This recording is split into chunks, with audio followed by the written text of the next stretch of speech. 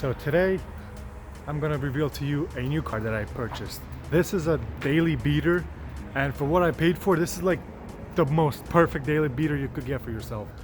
It's a V6 3.7 liter. That should give it away right there, but a lot of cars are 3.7 liter.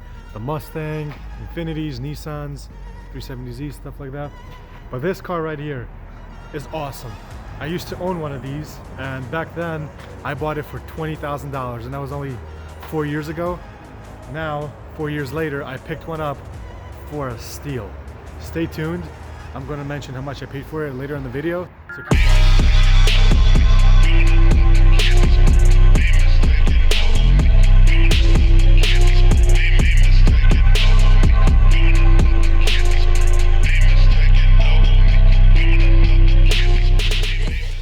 So the car pretty much came stock except for the front bumper, which you can tell is IPL, headlights that were done by 180 from New York, and my favorite part, Takeda long tube intakes that you could see through the grill right there. That is awesome because I'm planning on tuning this car with up rev to get some pops and flames and a little bit extra power, which is probably like roughly 30 horsepower to the wheels. Long tube intakes are highly recommended for that tune, so I already have that done. Stock Brembo brakes, as Infiniti likes to call them. They're just painted Akebono with a sticker on them. Overall, the car's very clean, very clean. Like I said, 4 years ago I paid $20,000 for this car, and 4 years later I picked it up with 96,000 miles. It is rebuilt, but it was rebuilt so well that you can't even tell where it was hit. But I picked this car up for $4,500. 4,500 bucks for this crazy looking daily. This is awesome. It had extremely bald tires though, because I already drifted it.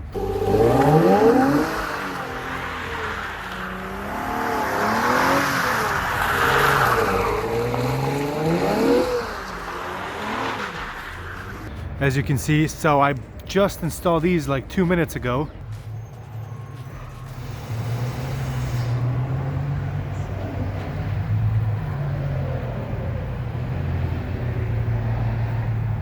I wasn't really looking for a G because I promised myself I would never buy another one again because they're so heavy and they're not really that fun to drive because of how heavy they are.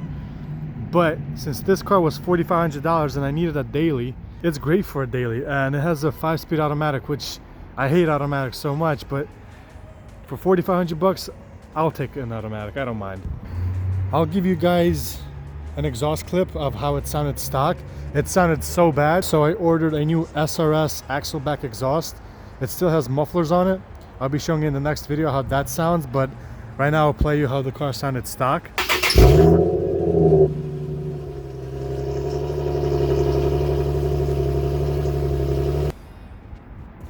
As you can see, it sounded really bad, raspy. With this new exhaust, it sounds really good.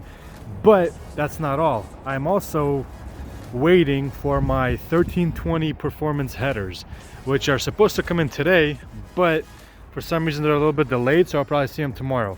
And I'll put them on tomorrow. If that happens, I'll be doing a video on the test pipes as well as the axle back. I think I said headers, but no, I actually got test pipes for this car by 1320.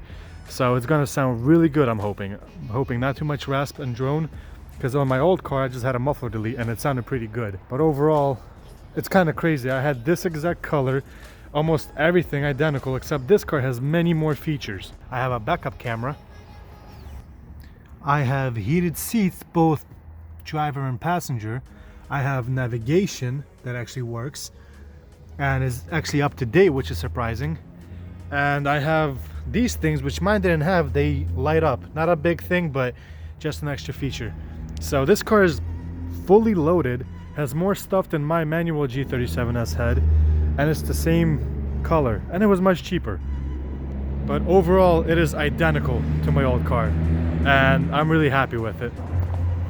Originally, I wanted something all-wheel drive, but like I said, for the price of this car, I couldn't give it up. I had to get it. So yeah, guys, stay tuned. I'll be working on this car a little bit. I'll be doing some mods. I really don't care about this car. I'm just gonna beat the hell out of it. But it's extremely clean for what I paid for. There's almost no faded paint at all, no fades. There are rock chips here and there, which is given for 96,000 miles. but overall it's extremely clean, and for what I paid, I think it's a steal. I would honestly say this might be the cheapest G37s you could get, but I would be lying. You guys probably have cheaper ones, but overall, for what I paid for, you get way too much car.